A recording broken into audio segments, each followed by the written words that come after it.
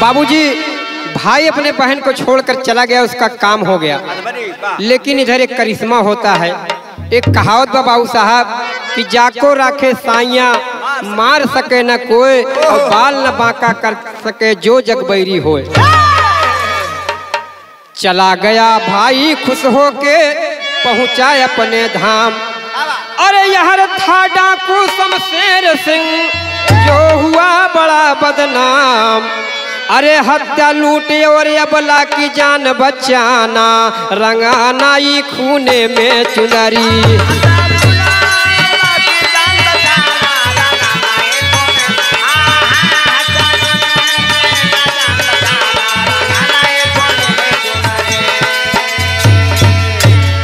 सुने वाले मित्र वो इसी रास्ता से कुछ दूर पे उस समय के डाकू बाबू शमशेर सिंह अपने साथियों के साथ डकैती डाले जाते रहे।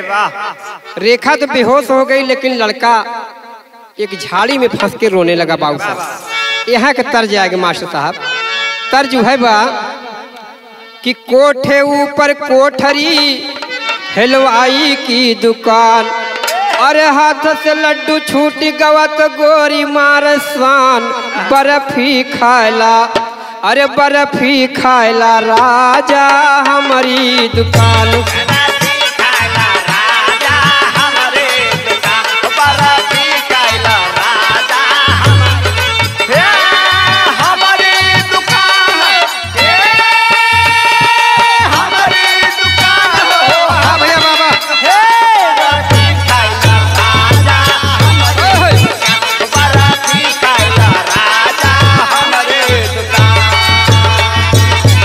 देखें बड़े संजोग से भेंट होती है। होता क्या भैया? अरे डाकू शमशेर सिंह भइल बदनाम, डाकू शमशेर सिंह भइल बदनाम। डाका डारे बाबू सबके मकान।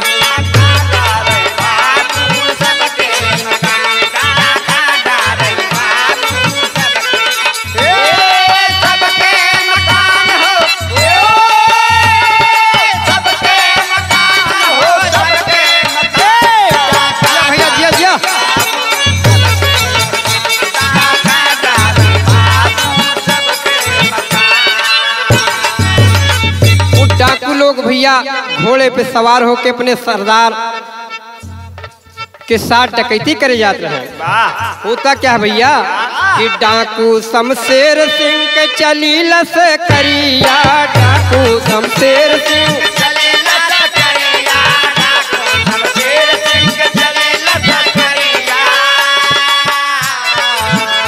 उहे रहिया में लड़का मचावे गोहरिया, लड़का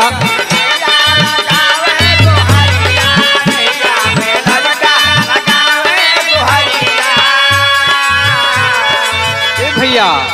अरे डाकू सुना जब आवाज पड़ी कान, डाकू सुना जब आवाज पड़ी कान। डाका डरे हो डाका डरे बाबू सबके मकान।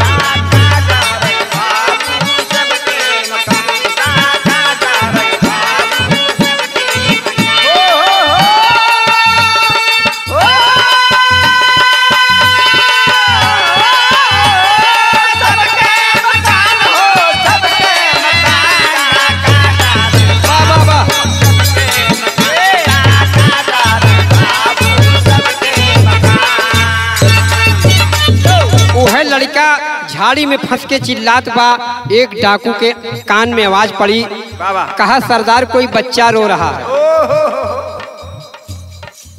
डाकू शमशेर सिंह कहा कि चलो ठीक है, पहले उस बच्चे का ही जान बचाया जाए। होता क्या भैया कि सुन के आवाज डाकू जल्दी से आए, सुन के आवाज डाकू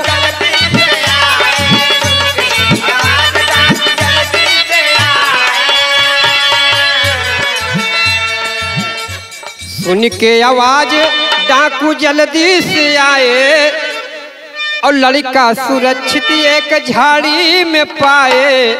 यार घायल पड़ी रेखा तड़पे परान। डाका डाका डारे बाबू सबके मकान।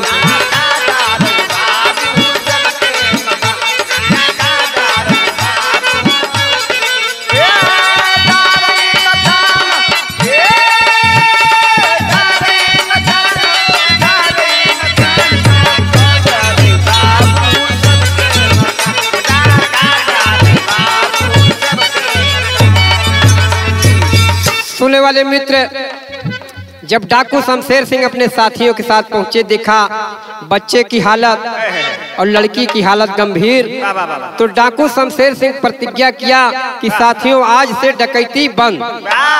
कहे सरकार तब कहे सबसे पहले इस बच्ची का हमको जान बचाना है। कहे सरदार आप पकड़ जाएंगे। कहें देखें आप लोग चाहे डकैती करे जाए और चाहे अपने घर चले जाएं, लेकिन इस बच्ची को हम जरूर पहुंचाएंगे। देखिए आज एक भाई के बदले एक डाकू का दिल कैसे पकड़ गया बाबूजी। होता क्या है, किसी तरह से उस लड़की को दिया अस्पताल पहुंचाई।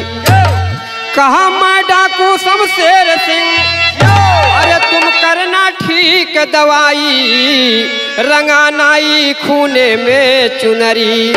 अरे डॉक्टर इस लड़की का होगा जान बचाना, रंगानाई खूने में चुनरी।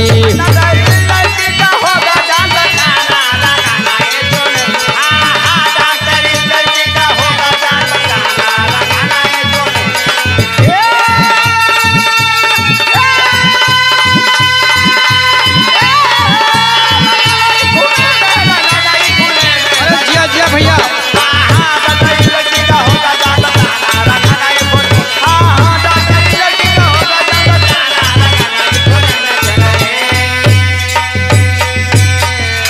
बोला कि मैं डाकू शमशेर सिंह, ये मेरी बहन है। डॉक्टर साहब इलाज सही करना नहीं, अस्पताल का आगे वाला पिछवाड़ा हो जाएगा। डॉक्टर लोग सब जुट गए, रेखा की इलाज होने लगा। सुबह हो गई भी, शाम रात हो गई, बीत गई, शाम ढल गई। जब सवेर हुआ तो रेखा के कुछ होश आया। डाकू शमशेर सिंह बोले कि बेटी बताओ बहन ये हालत किसने कर दिया। रेखा रोने लगी। कहा भैया हम ये बात के ना बताई, हमका आप इतना बड़ा प्यार दुलार दिए, लेकिन जो शख्स हमको ऐसा अंजाम दिया है हम उसका नाम नहीं बताएंगे। डाकू बिगड़ गया। कहा बहन तुमको बताना होगा, यदि हम तुम्हारे लिए इतना बड़ा काम कर रहे हैं तो बताना होगा। रेखा बोली कि भैया हमारे भाई रामदास फला गांव का रहने वाला है, अपनी दुल्हन के कहे से हमरे खून से चुनरी रंग के का पहराए के राजी किया। तब तो डाकू शमशेर सिंह कोतवाली में जाके FIR किया और तब से एक दरोगा और एक सिपाही रामदास के गांव पहुंच गए। और गोड़की भौजी जौन बा वो पान खाते रही भैया, सुपारी कतरत रहे। रामदास बैठा रहे बगल में। तबले एक लड़का पहुंचा, कहे गोरकी भौजी कहन का हरे। कहन तोरे खिया दरोगा आवत है। गोरकी समझ गए कि रेखवा वाले मामला में आवत हुए है, तू अंदर चला जा, हम दरोगा के संभार ले। रामदास अंदर चला गए। जब दरोगा के बुलेट पहुंची तो गोरकी डबल जोड़ा पान खाए रही। काहे से कि बिना थूके बोल नहीं पावत रही। दरोगा जी के वही मोटरसाइकिल के रिमिया पे फचते थूक दे, लाल हो गए रिमिया। यहाँ की लाला दादा राम कैलाश के तर्ज बड़ा गंभीरता से गावत रहे। का गावत रहे भैया, आए आए सावना भदावना के अरे रात धियरिया मारे मोही आला गाय। जब मोह कब लागत, जब प्रेम बिगड़ जात, और जब प्रेम बिगड़ जात मास्टर तो मोह लागत, और लागत तो समय मोह लागत है। कहना बा अरे सवना भदवना के अरे रात अंधियरिया हमारे मोहिया लगाए, हमारे मोहिया लगाए। तानी दे तू हमारा के निहार हमारे मोहिया लागा।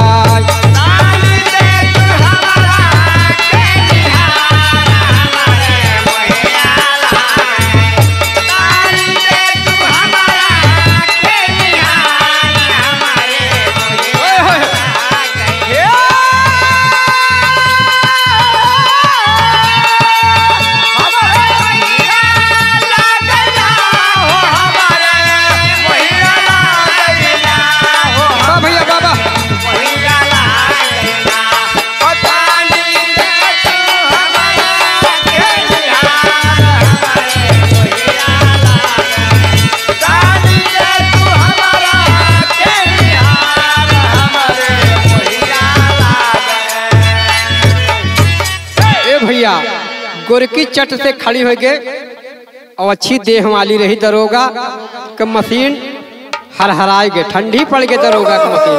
और मन में मन सोचा अरे बाप रे बाप ऐसे मेहरारू तो हम कभी नहीं देखा।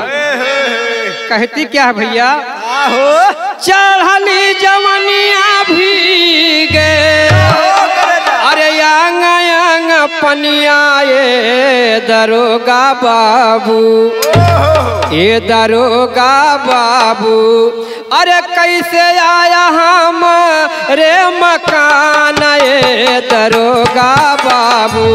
कैसे आया हमारे मकान दरोगा बाबू, कैसे आया हमारे मकान दरोगा बाबू, कैसे आया हमारे मकान दरोगा बाबू, कैसे आया हमारे मकान दरोगा बाबू। गोरकी पूछत बा का दरोगा साहब कैसे आगमन भा। दरोगा का मशीन ठंडी पड़ गई, बोले में पटात रहे। ठाड़े हैं दरोगा पूछे गोरकी गुजारिया,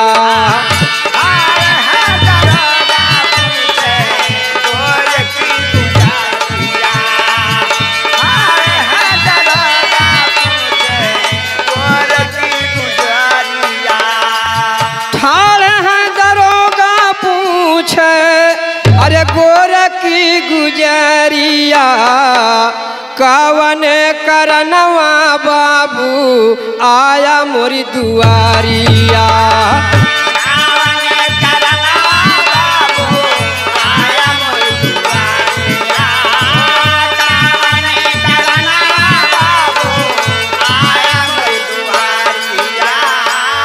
अरे पूछता की बोली, पूछता की बोली जोड़ा पान ये दरोगा बाबू, कैसे आया हम रे मकान ये दरोगा बाबू।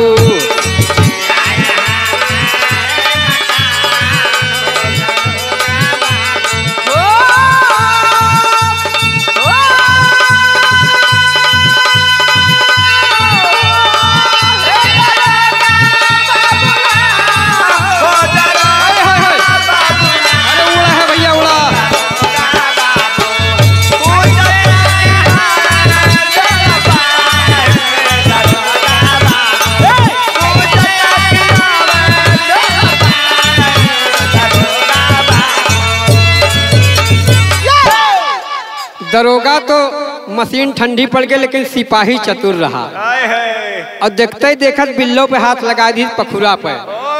सिपहिया समझ गया कि दरोगा साहब फांसी न जाए।